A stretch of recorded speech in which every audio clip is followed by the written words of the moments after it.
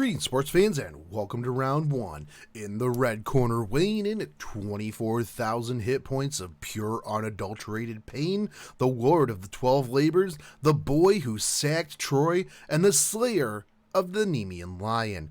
That's right, Hercules. And in the blue corner, well, you. Welcome, Masters, to the first of many challenges that you will face during the Fest of Nero. Before you stands not only the immovable object, but the unstoppable force. Hercules comes prepared to take a beating and go the distance with an unremovable guts buff that has 11 charges. That's 12 lives. Each time you reduce that number, he comes back with 50% of his HP bar. That's a 121,000 hit points. Each turn, Hercules will be performing 2 actions. These will be any combination of attack, a skill, or a noble phantasm. Without defense buffs, you are looking at about 5,000 to 6,000 damage per normal swing.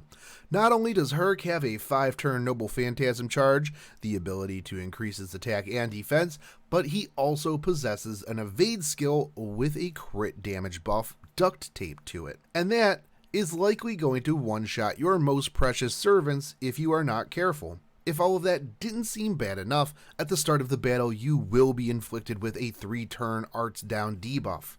Be aware that this is removable, however.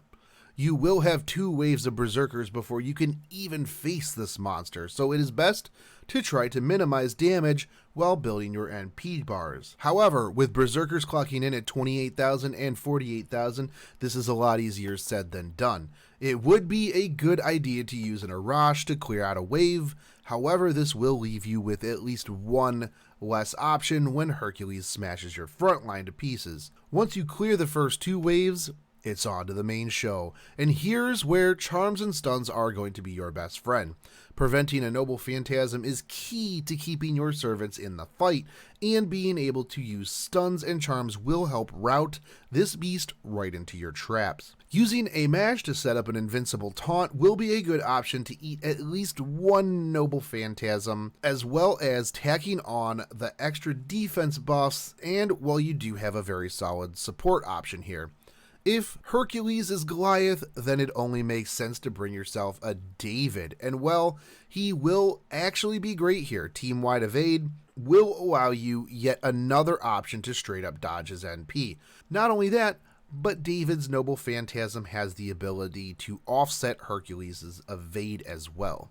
The Master of Mycone brings not only art support but charge removal, as well as a noble phantasm that will reduce the cooldown of all of those key skills that you will need to keep whittling away at the monster mountain before you. Or, well, you could just always double waver for easy mode. But who do you bring to drop the hammer, the star of the show? Well, you have quite a few options here. Why not pair your Mycone Master with her sassy summer servant version, Tamamo Lancer? Bringing the heart and souls to the male nether regions, she can really kick up the damage needed to bring Herc to his knees. Additionally, she has a charm that can be used to hold off the Herc Pain Train Noble Phantasm for 1 turn at least. Uriel and Orion, both fantastic male counters with the ability to hold off a Noble Phantasm.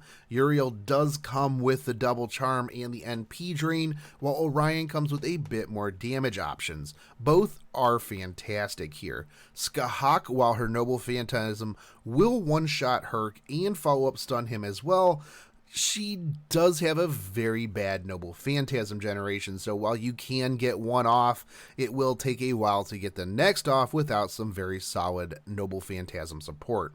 Kentucky Rider will have Herc howling with the amount of stars, noble phantasms, and crits that he will be bringing to the fight. With Kentucky Rider's kit, he should be able to make short work of Herc by providing a massive amount of stars and damage. You can also pair him up with the next servant, Jeanne d'Arc Altar, like no one saw this coming.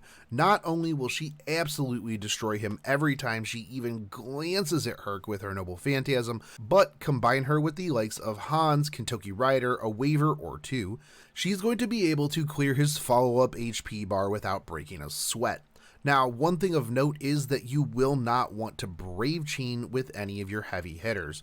Guts will not trigger until your card chain is broken by either a Noble Phantasm or another character, meaning that if you Brave Chain, at most you are going to get through one life. The exception to this rule would be to place a Noble Phantasm in the middle of the chain to interrupt the flow, so a Buster Noble Phantasm Buster could potentially burn through multiple lives.